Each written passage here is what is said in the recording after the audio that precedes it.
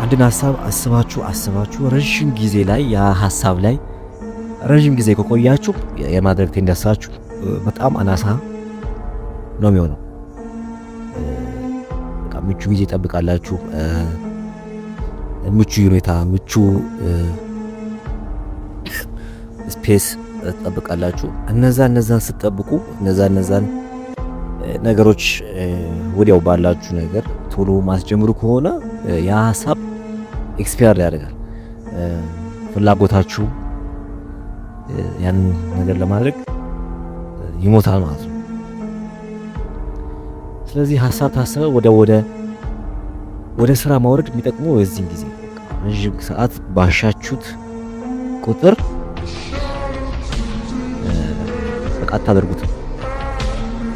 ሀሳብ ኤክስፓየር ያደርጋል።